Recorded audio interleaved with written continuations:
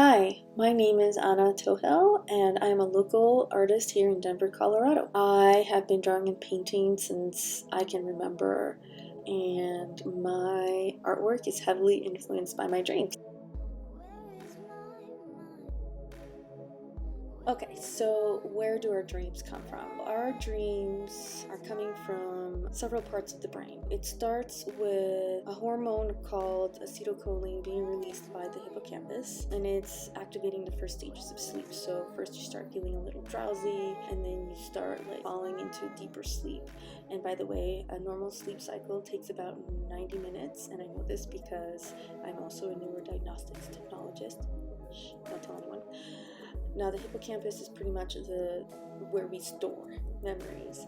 So you're getting the acetylcholine, you're getting drowsy, you're falling asleep, then your hippocampus is activating and it's pulling these memories, and then it's starting to display them, and the way how they're being displayed is due to the thalamus, which is the sensory relay station. This is responsible for you being able to see things, being able to hear, being able to taste, which I don't remember ever tasting anything in my dream. So if you're able to, you're lucky. You're able to touch things. The only thing that you're not able to do is smell. Anyways, so that is just a brief explanation as to where our dreams come from. Okay, so there was one more thing that I wanted to quickly add about our dreams. According to this article, it says about half of our dreams contain at least one element originating from a specific experience while the subject was awake. Although these dreams are rarely a faithful replication of any one memory, fragments of various recent experiences intermingle with other memories. In this article, it also mentions that there were studies back in the 60s of cases of people suffering damage from the hippocampus and were still able to dream. We human beings have abilities that are not really fully explored. I believe that we are able to receive memories from the collective consciousness. I strongly believe that we should further explore dreaming, because I do believe that it will give us the ability to help humanity, help the human experience.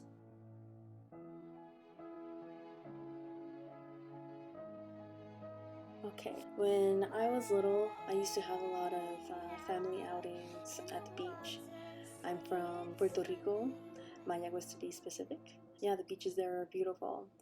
So there was this one incident that I was playing in the water and currents came in and started pulling me back. I didn't know how to swim, so that didn't help me.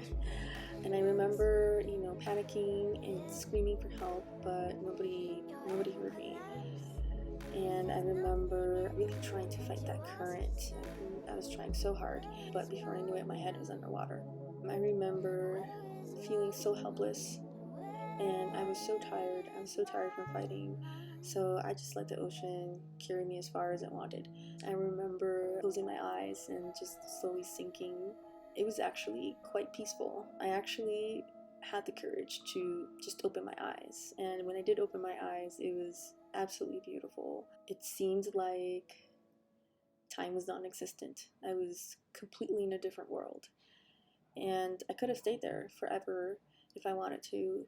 But then I started seeing these images of people in my family and how I needed to get back to them. I had this new surge of energy flowing through me, and I had the determination to survive. Calmly, I just allowed myself to sink to the bottom, and I started walking. The imagery was kind of like, if you remember Walt Disney's Pinocchio, when Pinocchio was walking in the bottom of the ocean looking for Mr. Geppetto. So that's how it felt like. I was Pinocchio. And I managed to get myself to shore. And I remember how painful it was, the first few breaths that I took when I surfaced, and how exhausted I was. When I reached the beach, my muscles were cramping and trembling, and I just could not move another muscle. So I just laid there until somebody found me.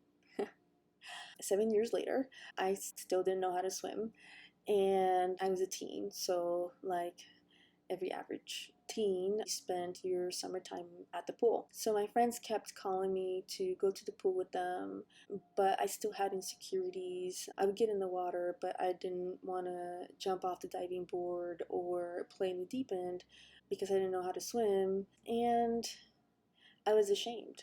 I was ashamed of telling them that I didn't know how to swim. I remember going back home and feeling awful. I really wished that I didn't have this irrational fear of the water. So, this is where I had this amazing dream, and it was so vivid. And I believe this dream is the dream that took that fear away. Okay, I have just shared with you a trauma that I have experienced when I was young, and I would like to share with you how a dream has helped me face and overcome those fears. So, here we go. Okay, in this dream, I was in the cave by the sea, and the tide was coming in. I previously learned that if you wait for the current to die down, you can just calmly surface. And then later in that dream, I was able to breathe underwater, and it was absolutely magical. Upon waking, I had a newfound excitement for going in the water. I hurriedly got ready to go to the pool, and I met my friends there. And I remember the first thing that I did was just walk up to that diving board. And I was standing at the end of that diving board looking at the water, and I did have a brief moment of fear followed by excitement. So I jumped off and I never looked back. So I have a series of underwater dreams that I have learned many lessons from. And I'm gonna start with showing you my first painting, my process of my first painting, which is Head Underwater. I hope you enjoy.